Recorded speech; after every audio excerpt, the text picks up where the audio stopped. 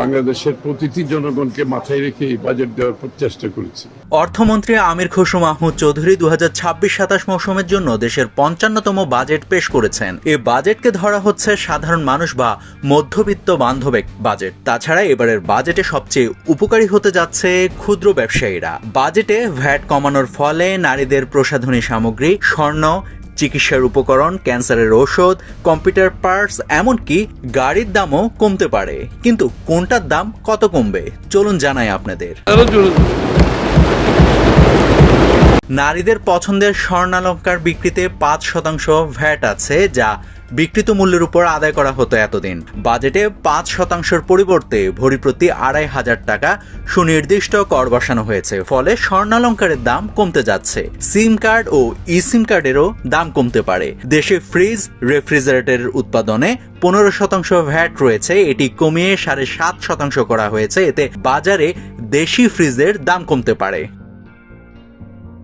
চিকিৎসা কাজে ব্যবহৃত হার্টের রিং ও চোখের লেন্সের উপর 10% ভ্যাট প্রত্যাহার হতে পারে। ফলে এই দুটি পণ্যের দাম অবশ্যই কিছুটা কমবে। ক্যান্সারের 9 ধরনের ঔষধ আমদানিতে কর রেয়াত সুবিধা দেওয়া হয়েছে। কৃষি কাজে ব্যবহৃত বালাইনাশক উৎপাদনের 36 ধরনের কাঁচামাল আমদানিতে ভ্যাট প্রত্যাহার হয়েছে। একই সাথে সার ও কীটনাশকের 7.5% ভ্যাট প্রত্যাহার হয়েছে। সৌর বিদ্যুতের প্যানেল ও ব্যাটারির কাঁচামাল উৎপাদন আমদানিতে শুল্ক কর ছাড় দেওয়া হয়েছে।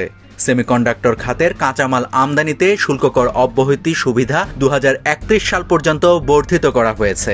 1800 সিসি পর্যন্ত নতুন হাইব্রিড গাড়ি আমদানিতে নিয়ন্ত্রণমূলক শুল্ক প্রত্যাহার হয়েছে। Computer, printer, portable automatic data processing machine, flash memory, computer monitor আমদানিতে অগ্রিম 5% থেকে কর 2% করা হয়েছে। প্যাকেজিং ম্যাটেরিয়াল সরবরাহের উপর উচ্চ কর 5% থেকে কমে 3% করা হয়েছে। নারীদের lotion, face cream, face wash আমদানিতে কেজি প্রতি শুল্ক $20 থেকে কমিয়ে $7 করা হয়েছে, যার ফলে এসব পণ্যের দাম অবশ্যই কমতে যাচ্ছে। ফ্লোট গ্লাসের 5 ধরনের কাঁচামাল আমদানিতে শুল্ক কমে 15% করা হয়েছে।